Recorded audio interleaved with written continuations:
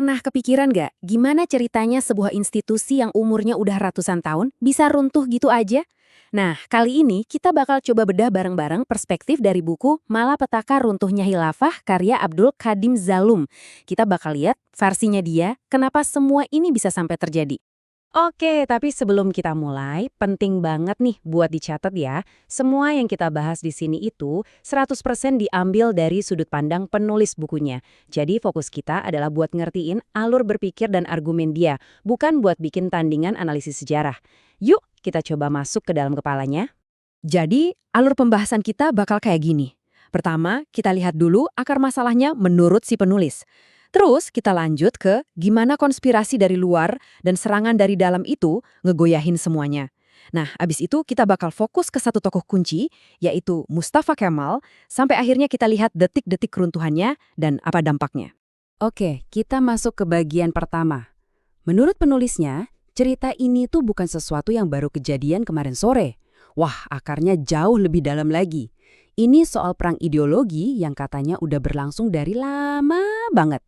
Jadi si penulis ini ngelihat sejarah itu kayak pertarungan abadi gitu loh. Di satu sisi ada pemikiran Islam yang jadi fondasi negara selama ini. Nah, lawannya adalah apa yang dia sebut sebagai pemikiran kufur dari luar. Dan kata dia, pertarungan ini bukan cuma adu argumen doang, tapi beneran sampai adu fisik di lapangan.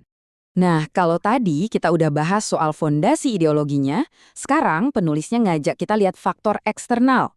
Katanya nih, ada tekanan yang sistematis banget dari kekuatan-kekuatan Eropa yang emang sengaja dirancang buat ngelemahin khilafah. Di buku ini tuh diurai satu-satu, yang dia sebut sebagai rangkaian konspirasi. Dimulai dari gerakan di abad ke-18, lanjut ke manuver Inggris di abad ke-19, sampai intervensi dari Prancis juga.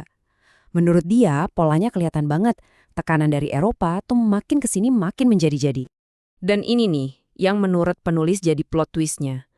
Ide nasionalisme, entah itu nasionalisme Arab atau Turki, katanya bukan muncul secara alami. Ide ini justru sengaja diimpor dan dipromosikan sama kekuatan luar. Tujuannya, ya simpel aja, pecah belah dari dalam. Ikatan agama yang kuat mau diganti sama sentimen kebangsaan. Taktik adu domba klasik lah. Oke, serangan dari luar itu satu cerita. Tapi, kata penulisnya, pertempuran yang paling nentuin itu justru terjadi di dalam. Dan senjatanya bukan pedang atau senapan, tapi serangan budaya dan hukum yang efeknya tuh pelan, tapi pasti. Terus, gimana cara kerjanya? Menurut buku ini, polanya gini. Pertama, ide-ide barat disebarin lewat para misionaris. Udah masuk nih idenya, terus langkah kedua, muncul tokoh-tokoh dari dalam sendiri yang justru ngedorong buat adopsi hukum barat.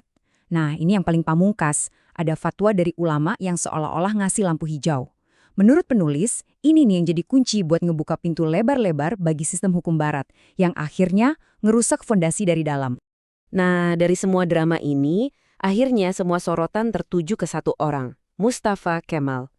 Kalau kita baca di buku sejarah umum, dia kan dianggap pahlawan ya. Di buku ini ceritanya beda banget. Dia justru digambarin sebagai orang yang ngasih pukulan terakhir, alias final blow. Jadi kemunculan Mustafa Kemal ini digambarin cepet banget dan penuh intrik. Karirnya meroket, dia berhasil pegang kendali militer, dan, nah ini klaim utama di buku ini, dia dituduh main mata sama Inggris buat melakukan pemberontakan. Dan proses menuju akhir ini, menurut buku ini, terjadi cepet banget. Ini bukan proses yang makan waktu bertahun-tahun loh, tapi serangkaian manuver politik yang dieksekusi dalam waktu singkat. Saking cepetnya, kayak kedip mata, udah kejadian aja. Langkah pertamanya apa? Pisahkan kekuasaan politik, yaitu kesultanan, dari otoritas agamanya, yaitu khilafah. Efeknya, khalifah jadi cuma simbol doang. Ya kayak ratu tanpa kerajaan gitu deh.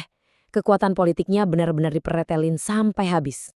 Terus tekanan dari luar negeri juga sampai ke puncaknya. Penulis nyebut kalau Inggris ngasih ultimatum yang jelas banget. Kalian mau diakui merdeka? Boleh, tapi ada syaratnya. Bubarkan khilafah. Titik. Selamanya. Ini kayak barter yang berat banget kan? Kedaulatan negara ditukar sama institusi agamanya. Dan akhirnya, palu pun diketuk. Penulis ngasih judul babak ini pukulan mematikan. Lewat sebuah voting di Majelis Nasional, institusi khilafah secara resmi dibubarkan. Selesai. Game over. Oke, khilafah udah resmi dibubarkan. Terus kenapa? So what? Nah, di bagian terakhir ini nih, penulis ngejelasin kenapa menurut dia semua ini adalah sebuah malapetaka besar. Untuk nguatin argumennya, penulis bahkan sampai ngutip omongan Menteri Luar Negeri Inggris waktu itu, Lord Curzon, yang intinya bilang begini, karena kita telah menghancurkan kekuatan spiritual mereka, yaitu khilafah dan Islam. Wah, ini dalam banget sih artinya. Jadi, apa dampak setelahnya menurut buku ini? Singkatnya, sebuah bencana. Hukum Tuhan katanya nggak lagi dipakai dalam pemerintahan. Dunia muslim jadi terpecah belah, dan nggak ada lagi satu entitas politik yang jadi pemersatu. Nah, inilah malapetaka yang dimaksud sama judul bukunya.